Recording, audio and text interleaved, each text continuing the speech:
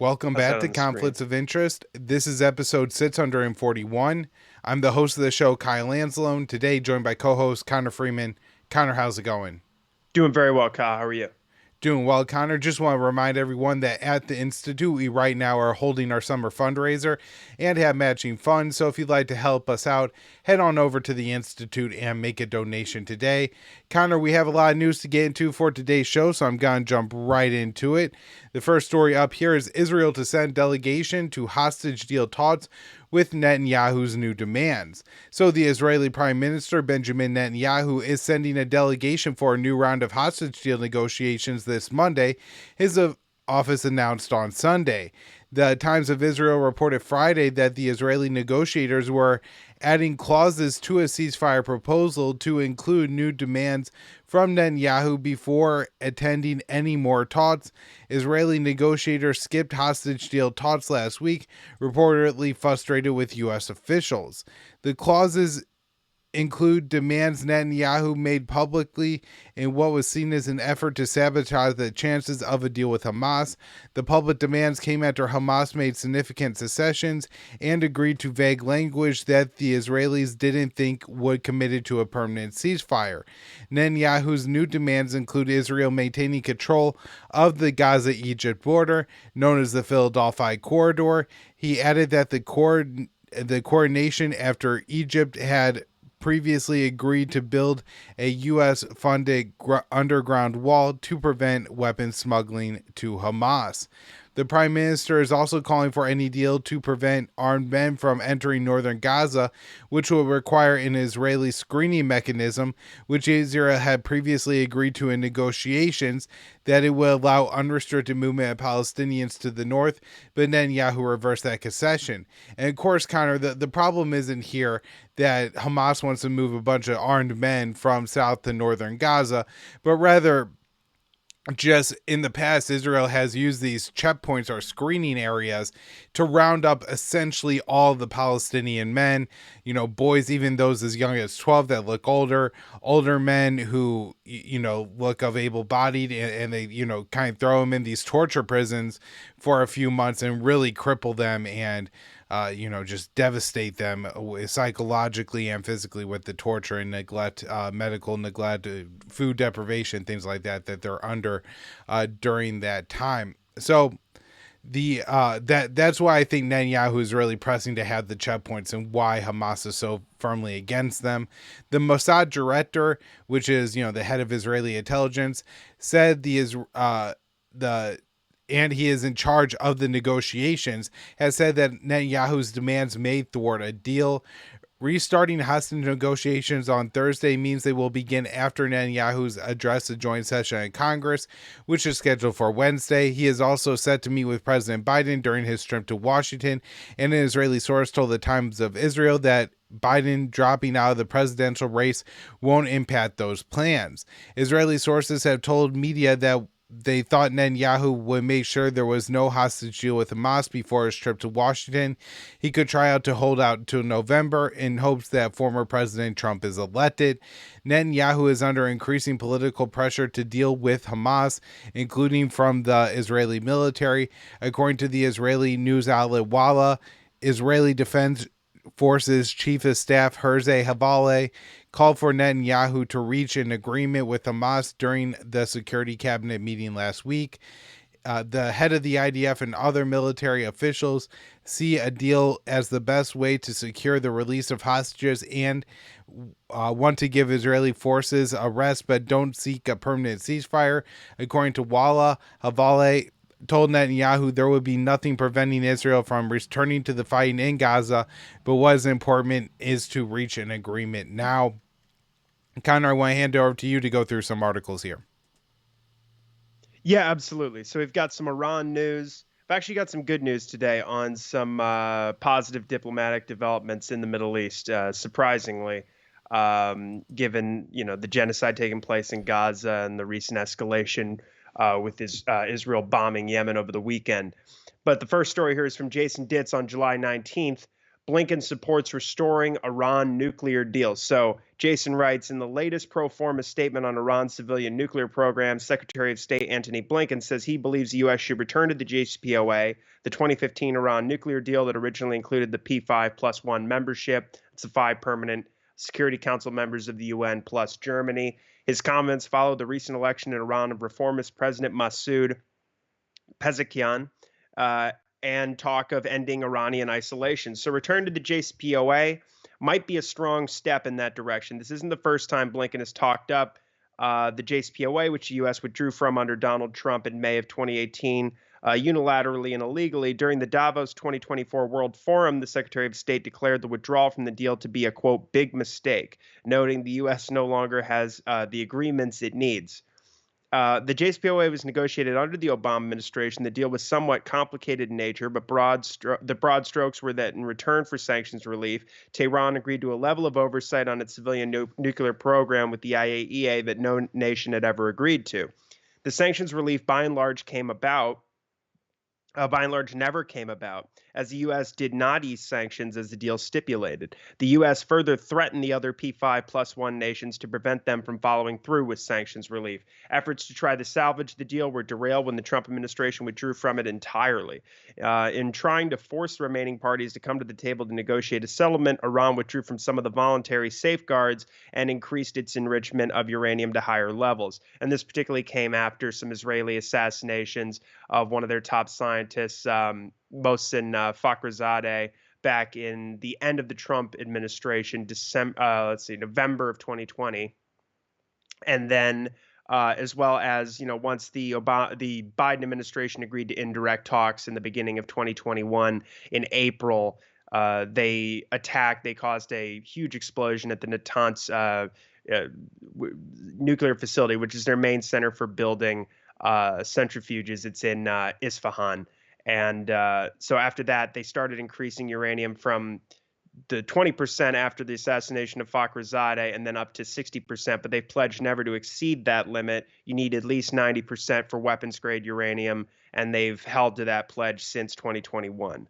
And with no signs, even from Avril Haines, the director of national intelligence, the assessments put out by the DNI, as well as the CIA, the U.S. Nuclear Posture Review, and the National Defense Strategy have all concluded that Iran is not seeking nuclear weapons. And so they've been supportive of, so he says, in trying to force remaining parties to come to the table and negotiate a settlement, Iran withdrew from these voluntary safeguards. And despite no longer being part of the deal, Washington has consistently complained of Iran's violations of the deal. Iran has been supportive of the idea of reviving the JCPOA as originally written, with Iran's acting foreign minister Ali Bagheri Khani saying that Iran remains committed to the deal and doesn't believe there is any need for a new agreement, just restoring the existing one, which has long been their position. And Iran has made a point that its violations are immediately reversible and have been made in service of trying to lead to negotiations, which is recognized by the U.S. intelligence community. And further, Iran has made no moves that could lead to the production of nuclear weapons. Reports from, as he says, the DNI have repeatedly affirmed there is no nuclear weapons production being attempted by Iran. Despite this, Blinken's comments today centered on the false claim that Iran is capable of producing fissile material for a nuclear bomb within 1 to 2 weeks. He presented this as a breakout capacity for the Iranian program. In reality, Iran has never attempted to enrich any uranium over 60%. As I said, which is far below the 90% plus needed for weapons grade.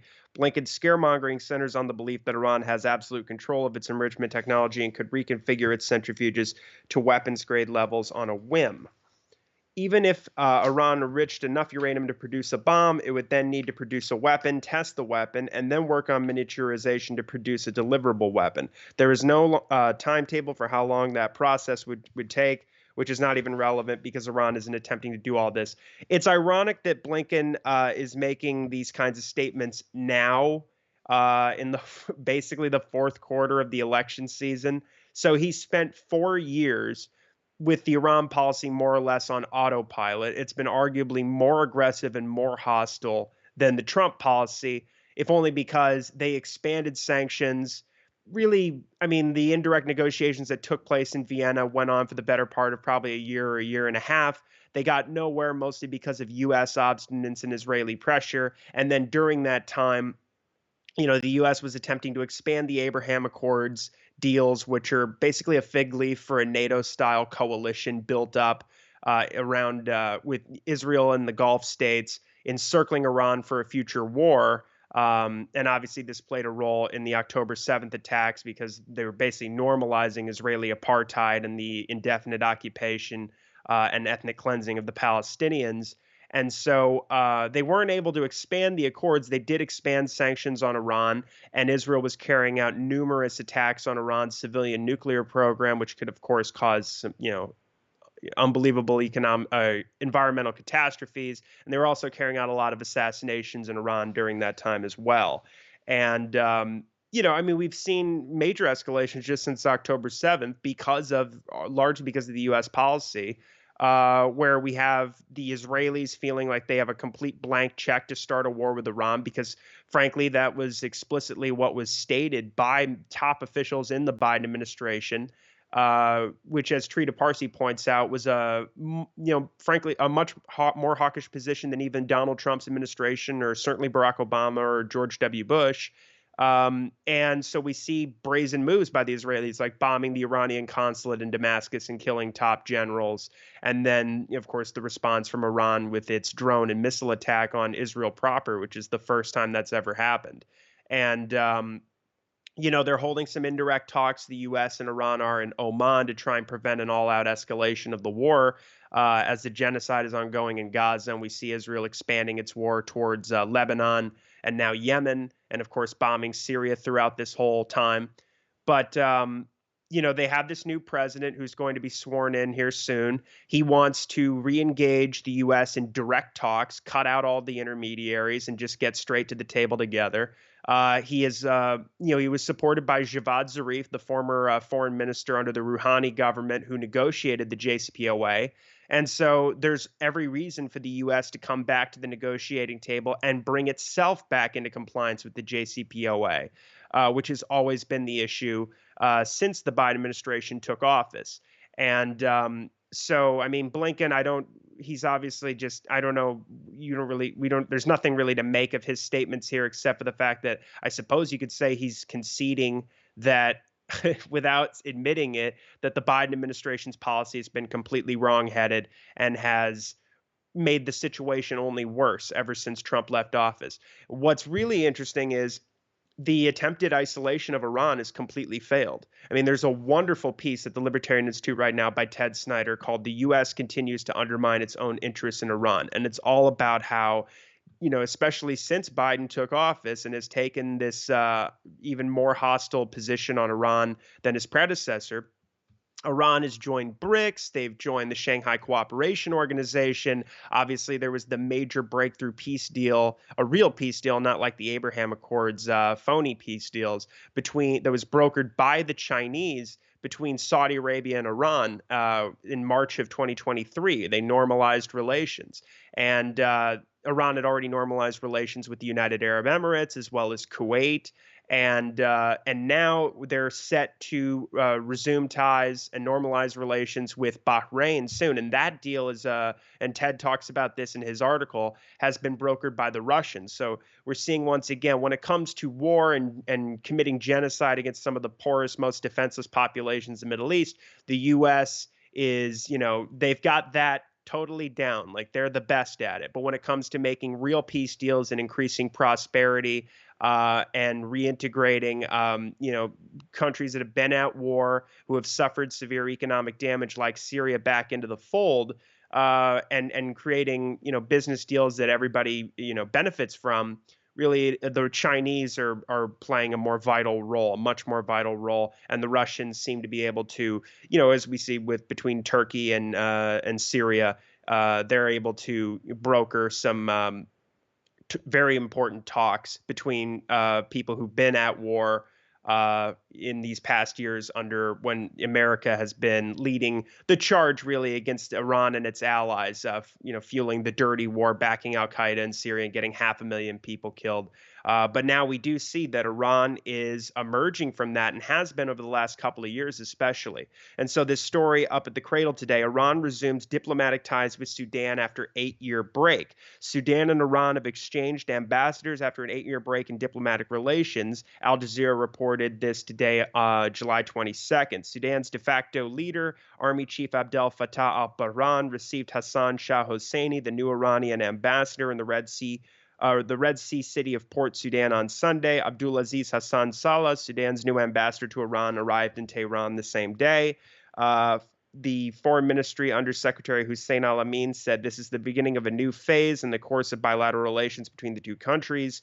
The Sudanese government broke off relations with Iran, along with several other Arab states, in 2016. Because basically the Saudi Arabia had executed a Shiite cleric, and then Iranians attacked the Saudi embassy in Iran. And so, many of these states that I just mentioned, who have now rekindled their ties with Iran, broke off relations with them at that time. And so now we see, again, this is another Abraham Accords signatory state that had taken this position, at the receiving benefits from the U.S., being taken off of the state sponsors of terror list, et cetera, making this deal with Israel, normalizing their apartheid rule over the Palestinians. But again, it just shows that the U.S. policy is really not working. I mean, there's not much of a sign yet, unless something drastic changes in terms of the war on Gaza.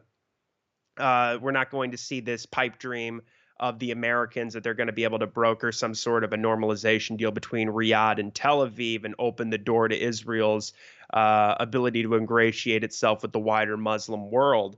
And so this is just another, on the way towards this deal that's going to be coming soon between Bahrain and Iran. We have yet another Abraham Accords state normalizing relations with Tehran.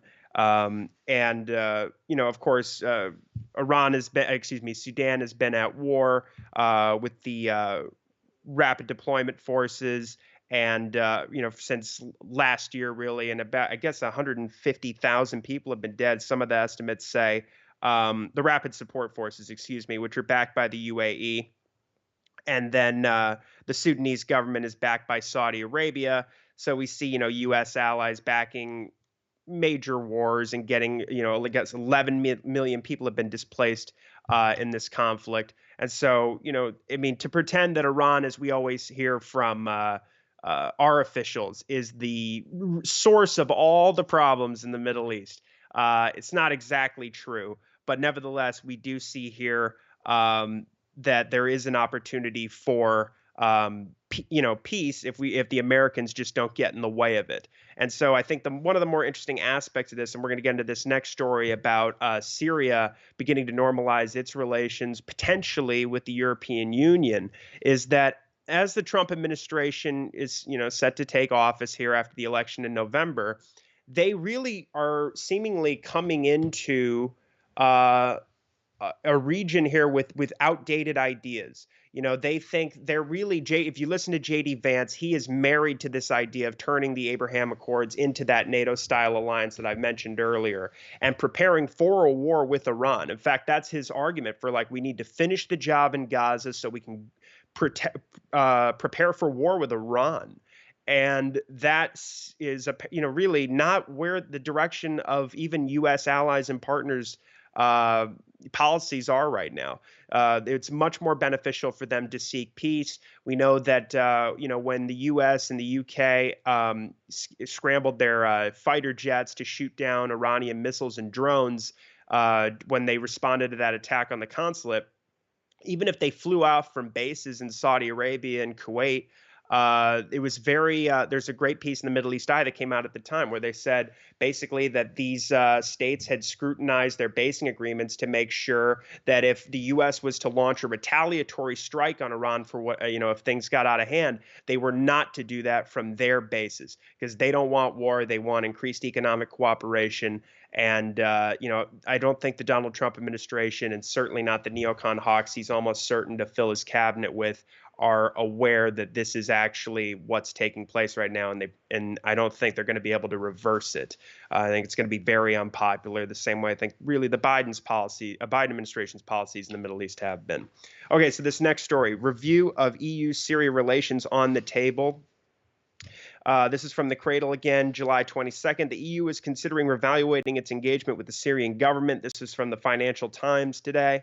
A number of EU states have proposed increasing their interaction with the Damascus government in a bid to boost, quote, political leverage in Syria. 8 EU countries, including Italy and Austria, called for the bloc to, quote, review and assess its Syria approach. Our goal is a more active, outcome-driven, and operational Syria policy. This would allow us to increase our political leverage and the effectiveness of our humanitarian assistance, wrote the foreign ministers of Austria, Croatia, Cyprus, the Czech Republic, Greece, Italy, Slovakia, and Slovenia in a letter to EU Foreign Policy Chief Josep Borrell, obtained by the Financial Times. Western sanctions on Syria, as well as certain countries' lack of coordination with the Syrian government, have hindered efforts to provide certain areas of the country with humanitarian assistance. The letter came ahead of an EU foreign ministers meeting on the region scheduled for July 22nd. The stabilization of the war in Syria and recent normalization initiatives between Arab states and Damascus, among other things, have, quote, changed dynamics and contributed to the newfound openness to engaging with Syria. Despite these significant developments, the EU policy towards Syria has not evolved, with the result that the huge humanitarian effort is not translated into a correspondent political role, the letter adds. According to another document cited in the report, the ministers have suggested appointing an EU envoy to Syria that could coordinate with Syrian officials, including the re-engagement of Damascus's ambassador to the EU in Brussels. They also suggested a discussion on the EU sanctions policy towards Syria and said that overcompliance in the banking system has unintended negative effects on the Syrian population. And so they just add here that the EU severed ties with the Syrian government following the start of the U.S.-backed regime change war in the country in 2011. In 2017, they adopted a policy calling for an eventual political transition, in other words, a regime change. And alongside Washington, the EU had imposed punitive economic sanctions against Syria.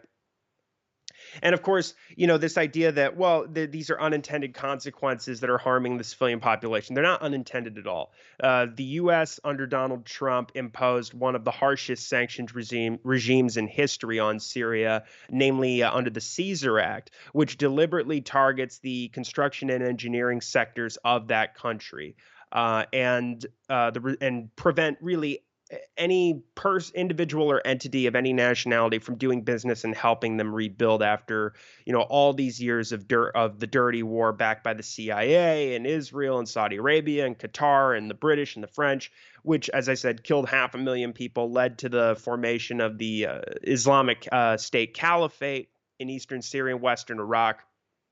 Syria had to bring in the Russians and the Iranians and Hezbollah to destroy the Islamic State. The U.S. occupies about a third of the country and carpet bombed, Rafah and other places in trying to wipe out the Islamic State, but they refuse to leave the country. They claim that they're there to combat or to prevent any sort of resurgence of the Islamic State. But really, this is all part of the economic war against Damascus. The U.S. has seized most of the oil and wheat resources of the country. And of course, we have troops sitting there. They're stationed there as sitting ducks, about 900 troops, at least on paper. It's probably more than that, and probably the same amount or more of American contractors are there as well, embedded with the Syrian Kurds, as I said. And so really, I mean, the ramifications for the sanctions on Syria have been devastating for the civilians there. You have about 90% of the population that lives below the poverty line, with severely limited access to healthcare, water, food, fuel, transportation, and other basic necessities. And so this is a step in the right direction if the EU does follow through. It's going to be a very difficult, as I said, I mean, because really, Donald Trump and the Donald Trump administration and the Joe Biden administration have been completely beholden to Israel and interests representing Israel in the United States, and they are completely wedded to this policy, this status quo against Syria. In fact, I believe it was in the summer of 2021, Antony Blinken vowed never to lift the sanctions on Syria until there was a regime change in Damascus. And so, again, we see that U.S. policy is completely out of step, or increasingly out of step anyway, with most of the world, and not just in the Middle East, but also in the West as well. And so, again, this is positive news. Of course, last year, after Iran and Saudi Arabia normalized relations in that deal that China had brokered, Syria was subsequently, in the following months, brought back into the Arab League and normalized relations with Saudi Arabia. Okay, this next story. Israel's killing spree in Gaza leaves dozens dead in under 24 hours. This is from the Cradle. So again, contrasting with the good news, we have the worst news. At least 64 Palestinians were killed by Israeli airstrikes across the Gaza Strip in the past 24 hours. The health ministry in the besieged enclave announced on July 21st airstrikes continued to target residential areas across the Strip on Sunday. So we had Israeli warplanes bombing a house north of Nuseirat, resulting in the murder of a young girl. Additionally, an air raid struck a multi-story residential building in the same area, injuring at least 5 civilians, local sources told the Wafa news agency. Another house was struck by Israeli jets in Nuseirat on Sunday, resulting in 1 death and the injury of dozens. According to the same outlet, Israeli attacks on the Kuwait roundabout in Gaza City's Zaytun neighborhood north of the Strip injured at least 2 civilians. Medical sources confirmed to Wafa that at least 60 were killed in various areas of Gaza since Saturday morning. Among the dead were 7, including women and children, who were killed in an Israeli airstrike in central Gaza's Burej refugee camp on Saturday night. And Al Jazeera further reported that on July 21st, 25 Palestinians were killed in Gaza overnight.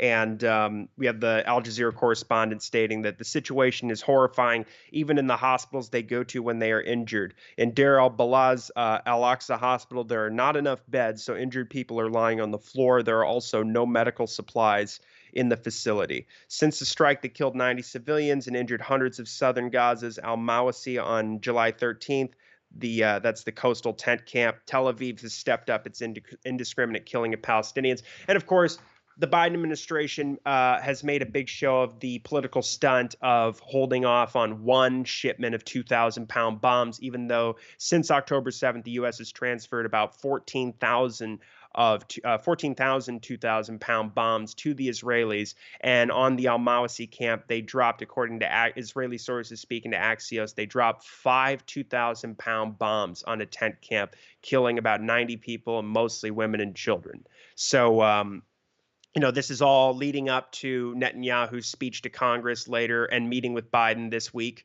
And, it's just it's not only just demonstrating the absolute callousness of the Israeli government in committing its genocide against the Palestinians, this ethnic cleansing campaign, displacing people 7 or 8 times before they just light them up with 2,000-pound bombs in a tent camp. But this is also meant to be a major message. I mean, Netanyahu said, even though they claimed initially that, well, we were trying to kill Mohammed Deif, Hamas's military commander in Gaza. And then they came out, both the IDF and Netanyahu came out and said, well, it doesn't really matter if we didn't kill the guy anyway. It just sends a message either way. This is what happens when you mess with Israel. We just murder women and children with 2,000-pound bombs after starving them and displacing them. And so, this is, and he says he's going to bring this message to the Congress this week. Again, as we've had the ICJ just rule that the whole enterprise of Israel's occupation of the West Bank, Gaza, and East Jerusalem, and the settlement expansion in East Jerusalem and the West Bank is illegal under international law, which was already the consensus among pretty much everybody else outside of Washington and Tel Aviv. Just shows again that the U.S. is isolating itself on behalf of rogue foreign interests and some of the worst people in the world. I mean, Benjamin Netanyahu is soon to, there's going to be arrest warrants issued soon from the International Criminal Court. And so the U.S. is actively consorting with the worst war criminals in the world and laying out the red carpet for Benjamin Netanyahu to go and spew propaganda. We have the House Speaker saying he's going to arrest Democratic lawmakers or anybody who may protest or get a little uppity during his speech. So, it just goes to show you, I guess, how at least whoever, I mean, it's really embarrassing. This is supposed to be the satellite. We're the empire, and yet it really does look like the flea is wagging the dog, certainly when it comes to our House Speaker of all people. So,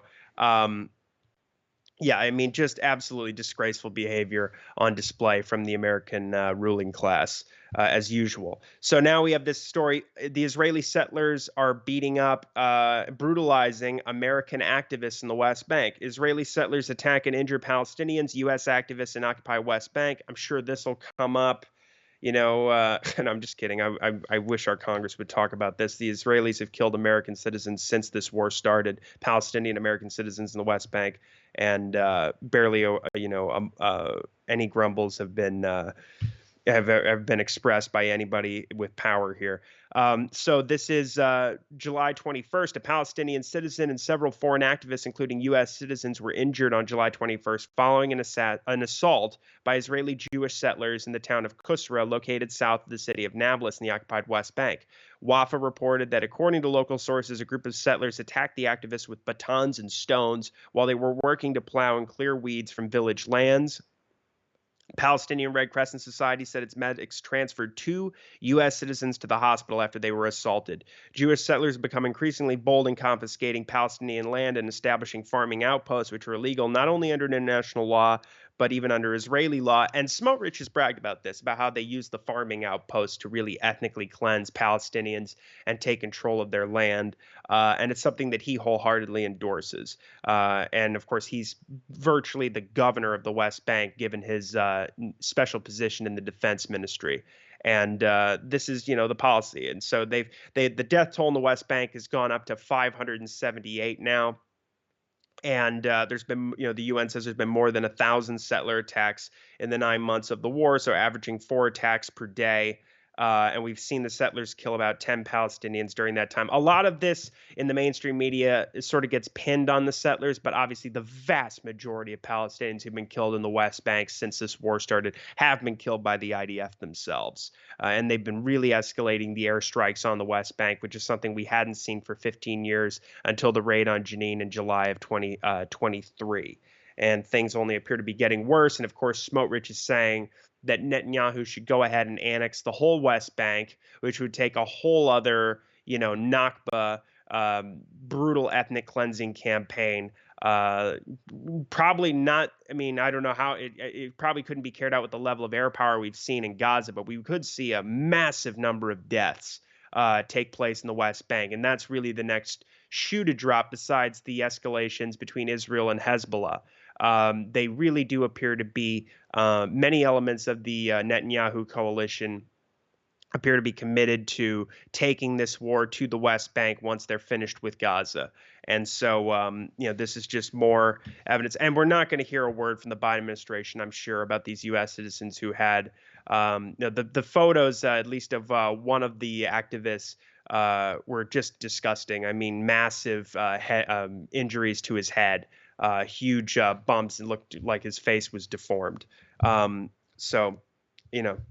so this next story is from, again, we're going to escalate our involvement in the Middle East and continuing the brutal war in Yemen, where the U.S. and its partners and allies have already killed at least somewhere around 400,000 people since 2015 and starved to death the poorest nation in the Middle East, killed, hundreds of thousands of women and I say mostly children, and children under 5 years old and infants.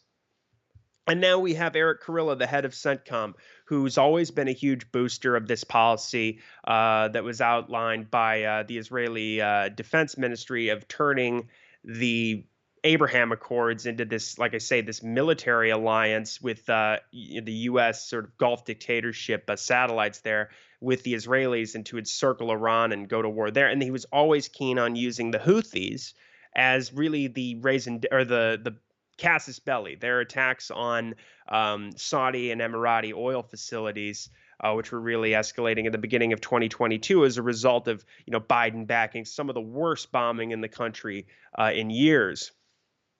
And so we now have Eric Kurilla apparently sending a letter to Defense Chief Lloyd Austin demanding a vast escalation of the war. This is reported on by the Wall Street Journal. The commander of CENTCOM, General Michael Eric Kurilla, has urged authorities in Washington to take a more forceful approach against Yemen, saying current efforts to deter the nation's pro-Palestine operations are failing. In a private letter addressed to Austin, Kurilla called for a stepped-up, whole-of-government effort against the Houthis, employing economic, diplomatic, and potentially military pressure to discourage attacks in the Red Sea, according to officials who spoke with the Wall Street Journal. This came out, concurrently, more or less, with the Houthi strike in Tel Aviv, which injured less than 10 people and killed one person in an apartment building. And then, of course, was followed by the massive Israeli bombing on the Hodeidah port.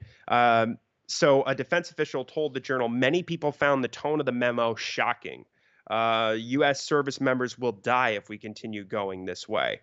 And so these concerns are also growing in the White House over recent reports that Russia is, quote, considering providing Yemen with advanced anti-ship missiles as a sort of a response to the U.S. greenlighting attacks with NATO-supplied missiles on the Russian mainland.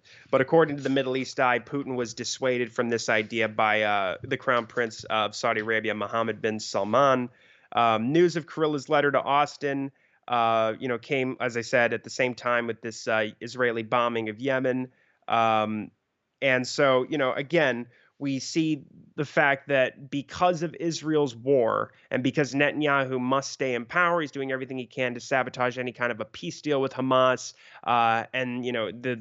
Clearly they're planning on escalating to a full-scale war with Hezbollah here in the near future. And, it's just unbelievable. The U.S. is along for the ride no matter what. And this is the kind of thing that could get the U.S. embroiled in a major war with the rest of the axis of resistance, potentially Iran. And we could see a conflict, a wide-ranging war that's worse than the last 20 years or so of the terror wars. And could see many, many U.S. casualties and obviously millions of people displaced and at a minimum probably hundreds of thousands killed. And for what exactly? I mean, we've already killed, as I said, 400,000 or so Yemenis. They've had a peace deal with the Saudis, or excuse me, a ceasefire deal that's held relatively well since about April of 2022. And yet U.S. sanctions imposed since October 7th and since the Houthis began responding, attacking Israeli-linked shipping, and now U.S. and British-linked shipping and naval vessels after the U.S. and the U.K. began their new war against Yemen in response. They've implemented sanctions that are preventing any sort of peace deal from being implemented. So it's just absolutely ridiculous. And we hear talk from these naval commanders in the U.S. who say, this is the greatest naval battle since World War II. And they're fighting this, the Houthis have seen miraculous victories for what's usually described as just this, ragtag militia rebel group. They've been the de facto government of Yemen since about the end of 2014. And they have defeated the U.S. and its allies in a devastating genocidal war launched against them from 2015 until early 2022. And they only got stronger in that time. I mean, I frankly was very surprised that they were able to get off that shot and bypass all of the Israeli air defenses and land it in Tel Aviv. And they're saying they're going to expand those operations. The U.S., again, completely locked into this policy, this militarist policy that gets us nowhere and only serves the interests of Israel. So it's going to be more of the same, regardless of the outcome of the election in November. But again, you can see why people in this region, even some of the people who've committed these wars in the past, like the Saudis, would want to avoid this kind of escalation by any means. Okay, so this last story from the Hill, we see some more political unrest here. More than 200 congressional staffers sign a letter protesting the Netanyahu address. So we have 200 anonymous staff members across 122 Democratic and Republican congressional offices signing a letter this week calling for Congress to protest or boycott Netanyahu's speech on Capitol Hill. So this came out last week. This is on the 18th. The letter, organized by the Congressional Progressive Staff Association, was signed by 230 House and Senate staffers who said speaking out against Netanyahu's July 24th joint address to Congress was an issue of morality, not politics. Citizens, students, and lawmakers across the country and the world have spoken out against the actions of Mr. Netanyahu and his war on Gaza. Israelis have been protesting in the streets for months, decrying his failure to negotiate a ceasefire and release of hostages. We hope you will join your fellow members of Congress in protest at his speech or in refusing to attend it, the letter reads. Some staffers, mostly progressives, have repeatedly called for a ceasefire, including at a demonstration in November and another in May. Several Democratic lawmakers have already announced they will protest the speech, which was organized after a May invitation for the top Democratic, Republican, and Democratic leaders in both chambers. It's likely that most, if not all, of the roughly 100 members of the Congressional Progressive Caucus in the House and Senate will boycott or protest the speech in some way. And this is again why Mike Johnson is threatening to arrest the representatives of the American people. This is supposed to be a constitutional republic, or at least a democracy. And they're bringing in, they invited Netanyahu after he invaded Rafah, which the president, such as he is, laid out as more or less a red line, attacking civilian populations in Rafah.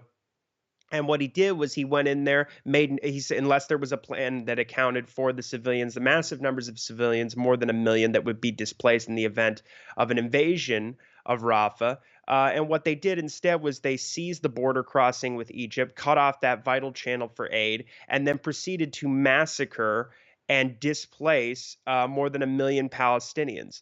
And then when they were sent to different tent camps or different areas in central and southern Gaza, the Israeli warplanes followed them and then bombed them there, even the so-called safe zones, just repeatedly. And then, of course, the response from the top members of the Senate and the Congress is to say, "Hey, we want Netanyahu to come and give a speech here, and we want to show him how much we love him and how much we stand with Israel and all of this." And so it just goes to show, regardless of the polling, regardless of the mood of the country or what's the real dynamics taking place between the different countries in the region itself, the U.S. refuses to really reevaluate its policy with Israel. And it's largely due to the massive power of the Israel lobby, but also just the complete atrophy of the State Department under the likes of people like Mike Pompeo and Tony Blinken and probably whoever Trump is going to bring in next. I mean, there is just this aversion to diplomacy with any of our so-called adversaries,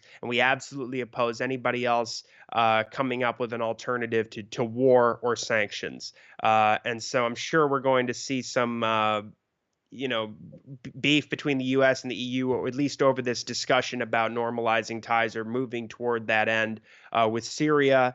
And again, we're just going to see an absolutely disgraceful display on the part of our so-called leadership class this week, when they completely prostrate themselves before a man who's wanted internationally for war crimes. And by the way, can't, there's these reports in Israeli media that he can't even stop off, in any sort of friendly European state, because many of these states are signatories to the Rome Statute. And if the warrants for his arrest or Yoav Gallant's arrest are released issued while he's in the air and he lands, say, in Germany or the UK, he could face arrest. I mean, we've already had Berlin saying that, if the warrants are issued and Netanyahu is in Germany, we will arrest him.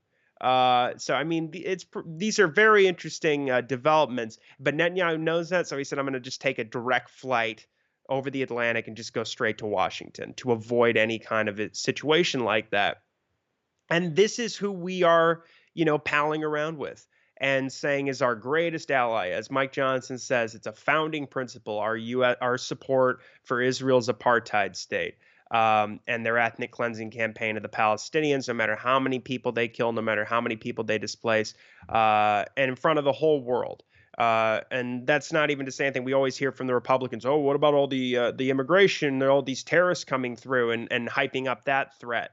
But of course, this policy with Israel is a major slap in the face and disservice to the widows and survivors of the 9/11 attacks, anybody who lost their father or their brother or their sister or their mother that day. Those attacks from Al Qaeda were largely motivated by U.S. support for Israel's wars in Lebanon, as well as their brutality unleashed against the Palestinians in the West Bank and Gaza and East Jerusalem.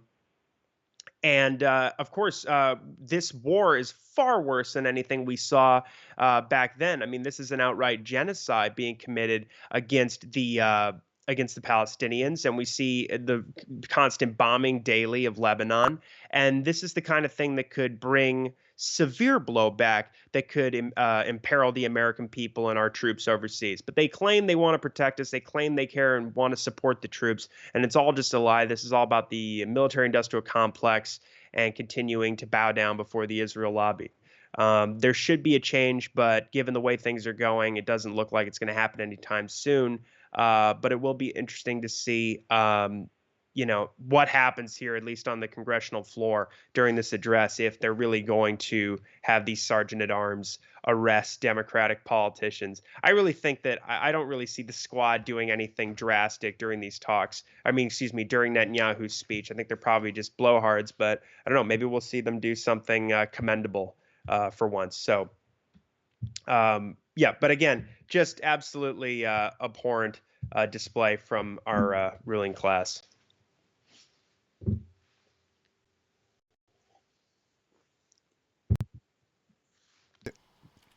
Everybody, if you can, head on over to the Libertarian Institute and contribute to our fundraiser. Again, we have matching funds going on this week, so help us out. Thanks, everyone. Thanks, Connor. Thanks, Kyle. Thanks, everybody.